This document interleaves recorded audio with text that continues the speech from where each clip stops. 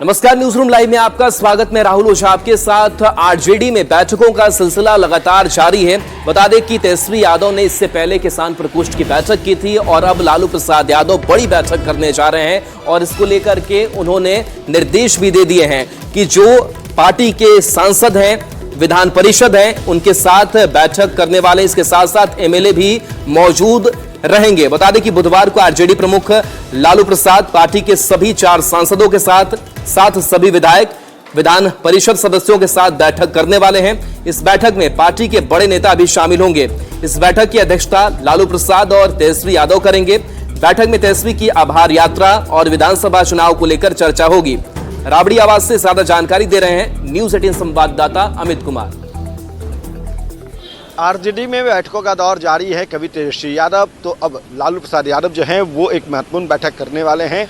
कल यह बैठक जो है वो 10 सर्कुलर रोड, जहां की मैं तस्वीर दिखा रहा हूं, यहीं पे बैठक बुलाई गई है। लालू प्रसाद यादव आरजेडी के राष्ट्रीय अध्यक्ष हैं और इन्होंने ये बैठक बुलाई है जिसमें पार्टी के सभी 4 सांसदों के अलावा सभी विधायक, सभी विधान पार्षद को बुलाया गया है। साथ ही साथ इस बैठक में पार्टी के तमाम जो बड़े नेता हैं उनको भी शामिल होने को कहा गया है और ये भी कहा गया है कि इस बैठक में जो है तेजस्वी यादव और लालू यादव जो है वही नेतृत्व करेंगे। राबड़ी देवी भी उपस्थित होंगी और बड़ी बात ये भी है कि इस बैठक का उद्देश्य जो है तेजस्वी यादव जो निकलने वाले हैं वार यात्रा पे, उससे रिलेटेड इसमें बातें होंगी और साथ ही साथ कहें तो जो आगामी विधानसभा चुनाव है उसको लेकर के भी रणनीति बनाई जाएगी। तो कह सकते हैं कि आरजेडी जो है वो पूरे तौर पे चुनाव मूड में आ गई है और इसकी तस्वीर जो है वो कल देखने को मिलेगी। पहली तस्वीर देखने को मिलेगी जब बैठक में आगामी बिहार विधानसभा चुनाव को लेकर के चर्चा होगी और रणनीति तैयार की जाएगी। दूसरी तरफ जो आभार यात्रा तेजस्वी निकालने वाले हैं जिसकी शुरुआत समस्तीपुर से होनी है, तो उसमें जो है कैसे इस आभार यात्रा को सफल बनाना है, कैसे कार्यकर्ताओं को कनेक्ट करना है, आम लोग जो है उनके बीच जब तेजस्वी जाएंगे तो कैसे उन तक जो है आम जो लोग हैं उन तक तेजस्वी की बातों को मजबूती से पहुंचानी है। तमाम चीज़ों पर चर्चा होगी और आगामी चुनाव को लेकर के भी कह सकते हैं कि बड़े फैसले लिए जाने हैं और लालू प्रसाद यादव और तेजस्वी यादव जो है वो अहम ये निर्णय लेंगे। अमित कुमार, न्यूज 18 पटना। बिहार में सियासत वाली यात्रा भी खूब होती है। आभार यात्रा पर निकलने वाले हैं तेजस्वी यादव, लेकिन इस यात्रा पर तंज कसा है प्रशांत किशोर ने कहा है कि वो कितनी दूर पैदल चल सकते हैं। उनकी जो यात्रा होगी 25 गाड़ियों का काफिला आगे होगा, 25 गाड़ियों का काफिला पीछे होगा और ऐसे ही वो यात्रा अपनी करते हैं। दम हो तो किसी एक विधानसभा क्षेत्र में पैदल चल के दिखा दे। यात्रा को क्या निकलेंगे, 25 गाड़ी आगे 25 गाड़ी पीछे, एयर कंडीशन बस में बैठ के खाने का 2-4 फोटो जारी करेंगे, 2 मुरेठा बांधेंगे, 4 लोगों को गाली गलौज करेंगे, कहानी खत्म। फिर लोगों को भरमाएंगे कि हम सरकारी नौकरी दे देंगे। देखिए ये लोगों को कैसे मूर्ख बनाते हैं ये लोग। अब देखिए, प्रशांत किशोर के बयान के बाद से आरजेडी ने पलटवार किया है और प्रशांत किशोर को ही नसीहत दे डाली है। बिहार की जनता श्री तेजस्वी यादव जी में अपना भविष्य देख रही है। जनता शोर मचा रही है कि तेजस्वी सरकार बने, जिससे रोजगार मिले, जिससे लोगों का भलाई हो। लेकिन कुछ लोग शोर मचा रहे हैं राजनीति में, तेजस्वी यादव जी के ऊपर हमला करके, तेजस्वी यादव जी पर बयान दे करके अपना मीडिया में खबर बनाए रखना चाहते हैं। इससे क्या होने वाला है? और जनता मालिक होती है, लोकतंत्र में जनता जनार्दन है। अगर इतनी हैसियत है तो लोकसभा का चुनाव लड़ लेते। प्रशांत किशोर अब मुस्लिमों को लुभाने में लगे हैं और ऐसे में बड़े बड़े वो कार्यक्रम करते हुए दिखाई भी दे रहे हैं जहां अल्पसंख्यकों का जुटान भी हो रहा है और ऐसे में वो अल्पसंख्यकों को समझाते हुए नजर भी आ रहे हैं कि उनके लिए क्या जरूरी है। पटना में अल्पसंख्यक सम्मेलन में प्रशांत किशोर ने जनसुराज में मुसलमानों की भूमिका को लेकर बड़ा ऐलान किया। प्रशांत किशोर कुरान की आयत पढ़कर उसका मतलब समझाया। प्रशांत किशोर ने कहा, कुरान की आयत का पहला शब्द इकरा है। इकरा का मतलब है पढ़ो, लेकिन आज मुस्लिम वो कौम बन गया है जो सबसे अनपढ़ कौम है, इसलिए आपको मशवरे की जरूरत है। प्रशांत किशोर यही नहीं रुके, उन्होंने कहा कि आज देश की संसद में ऐसे कानून बनाए जा रहे हैं जिनसे मुस्लिम समुदाय खुद को असहज महसूस कर रहा है। पार्लियामेंट में सीएए एनआरसी का कानून बन गया, पार्लियामेंट से वक्फ बोर्ड की नई कहानी लिखने की कोशिश की जा रही है। इसलिए ये मशवरे का वक्त है।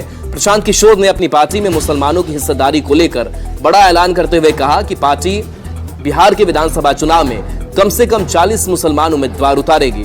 प्रशांत किशोर ने कहा कि हम 25 लोगों की कमेटी बनाने जा रहे हैं, जिसमें 4 से 5 नेता मुस्लिम समुदाय से होंगे।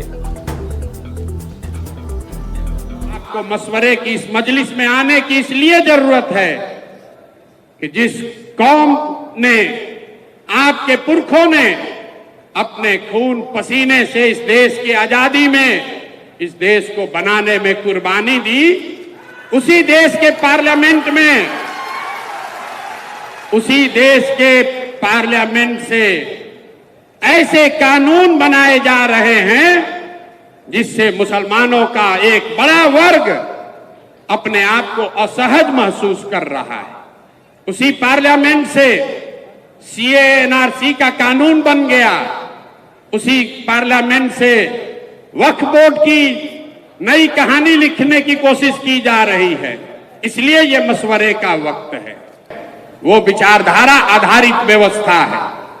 आपकी लड़ाई भाजपा से नहीं है, आपकी लड़ाई मोदी शाह से नहीं है, आपकी लड़ाई संघ से है, जो विचारधारा आधारित व्यवस्था है।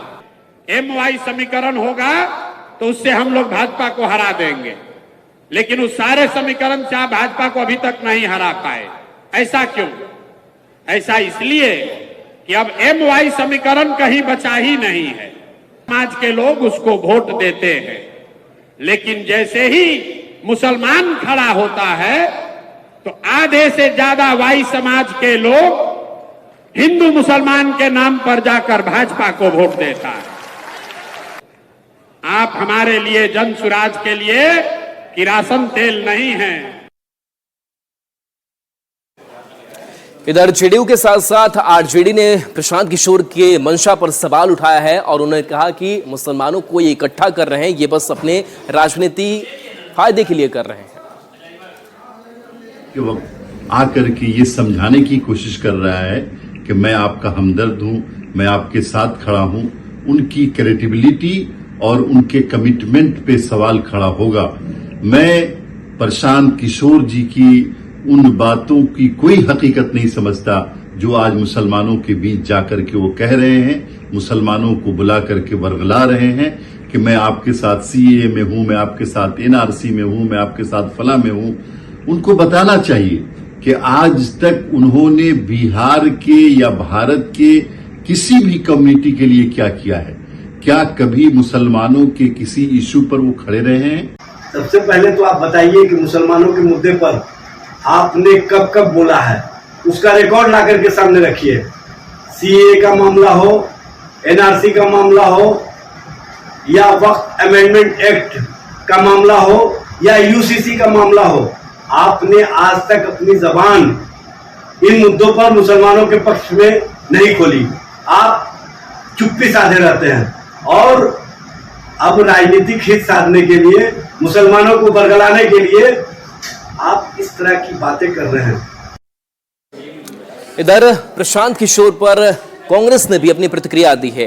कांग्रेस ने बीजेपी की बी टीम प्रशांत किशोर को करार दिया है। साथ ही साथ कांग्रेस की विधायक है प्रतिमा दास, उन्होंने कहा कि महिला एजेंडे पर क्या सोच है प्रशांत किशोर की, वो भी बताना चाहिए। सर जी बहुत बड़े बड़े दावे कर रहे हैं, लेकिन ये सब जानता है कि किसका बी टीम है, जिस पे उनको बात रखनी चाहिए।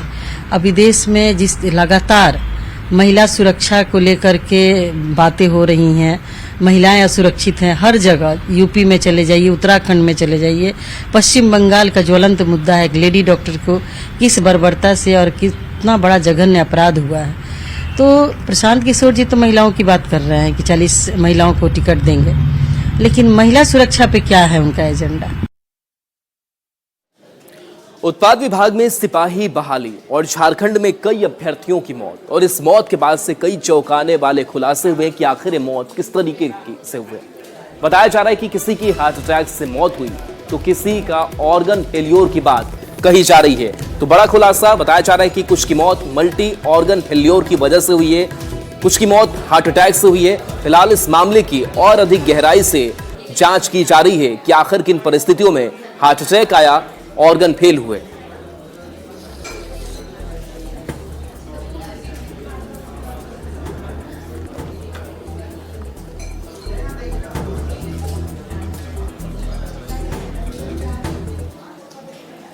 भर में उत्पाद आरक्षी की दौड़ क्या मौत की दौड़ साबित हो रही है, ये सवाल आम लोगों के जहन में घूम रहे हैं। हम इस समय राजधानी रांची के स्मार्ट सिटी में मौजूद हैं। यहीं पर दौड़ हुई है और लगातार अभी फिलहाल 3 दिनों के लिए मुख्यमंत्री के निर्देश पर यह दौड़ बंद कर दी गई है। लेकिन बता दें कि अभी तक इस दौड़ में दौड़ने के दौरान जो अभ्यर्थियों की तबीयत खराब हुई है उनमें से 12 अभ्यर्थियों की मौत हो चुकी है।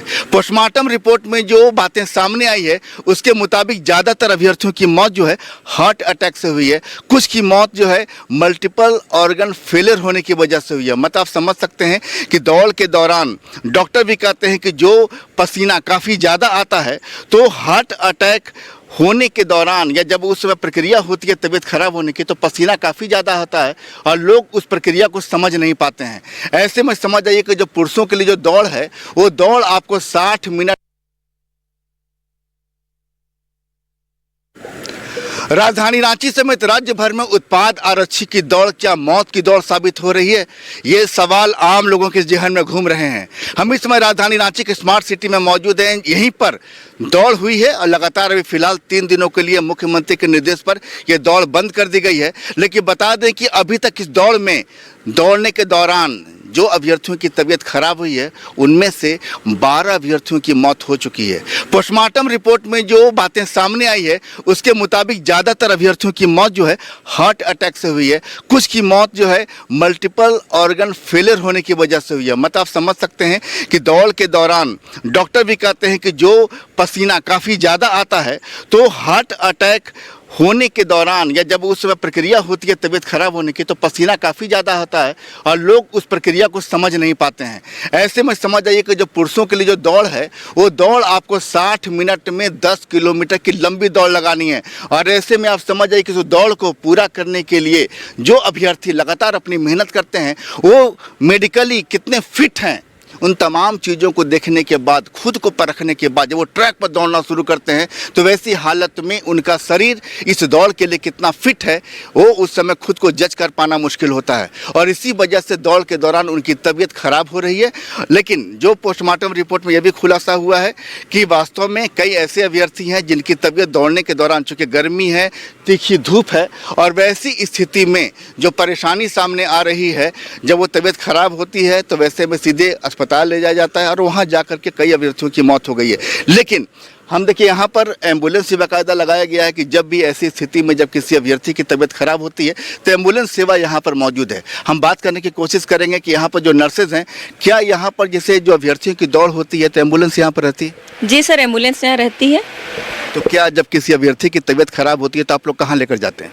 हम लोग यहाँ पेशेंट का जो ज़्यादा कंडीशन खराब हो जाता है तो हम लोग उसको सदर अस्पताल लेके जाते हैं और वहाँ उनकी अच्छी तरह से ट्रीटमेंट होती है। तो अभी तक आप कितने पेशेंट को लेकर वहाँ तक गए हैं?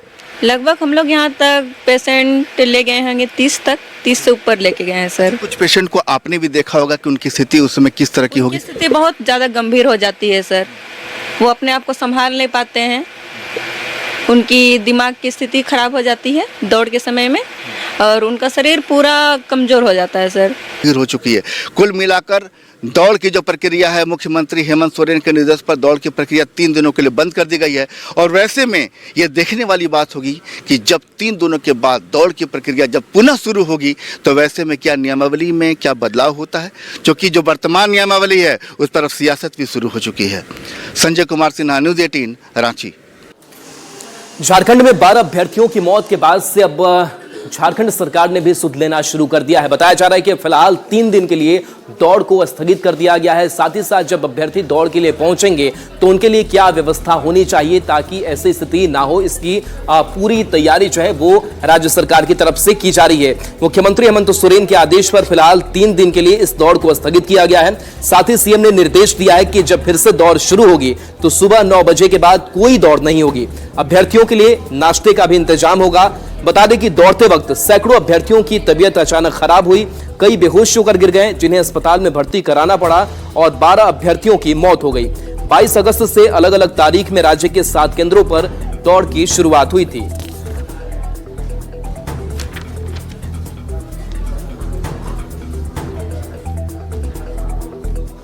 और इस वक्त की बड़ी खबर यूपी के बहराइच से है, जहां पर भेड़ियों को गोली मारने का आदेश जारी कर दिया गया है, क्योंकि पिछले कई दिनों से लगातार भेड़िए लोगों को अपना शिकार बना रहे हैं, अपना निवाला बना रहे हैं। और ऐसे में अब एक बड़ा जो आदेश है वो दे दिया गया है। बहराइच जिला प्रशासन ने आदेश दिया है कि भेड़ियों को आप गोली मार दें। भेड़ियों का आतंक थम नहीं रहा है और ऐसे में 6 साल की मासूम बच्ची को भेड़िया ने निशाना बनाया। 35 गांव के लोग आदमखोर भेड़ियों से परेशान हैं। अब आदमखोर भेड़ियों को गोली मार दी जाएगी। बता दें कि बीती रात भी करीब 12 बजे भेड़िए ने 6 साल की बच्ची को शिकार बनाया। बहराइच में इतने अधिकारियों की तैनाती के बाद भी भेड़िए के हमले ने गांव वालों को एक बार फिर से दहशत में डाल दिया है। इस हमले में बच्ची घायल हो गई, जिसे इलाज के लिए CHC भेजा गया। तो देखिए, अब भेड़ियों को गोली मारने का आदेश दे दिया गया कि भेड़िया आपको जहां भी अगर दिखाई देते हैं आप उन्हें गोली मार दीजिए, क्योंकि पहले भेड़ियों को जहां पर देखा जाता था उनको कैद किया जाता था, लेकिन अब आतंक भेड़ियों का इतना बढ़ चुका है, लगातार लोगों की जाने जा रही है। और ऐसे में एक बड़ा फैसला जो है वो प्रशासन की तरफ से सामने आया है।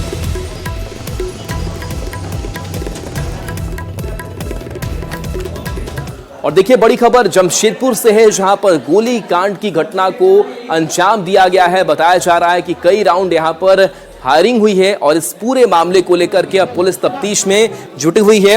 बताया जा रहा है कि घात लगाए 8 से 10 की संख्या में अपराधियों ने एक व्यक्ति की गोली मारकर हत्या कर दी है।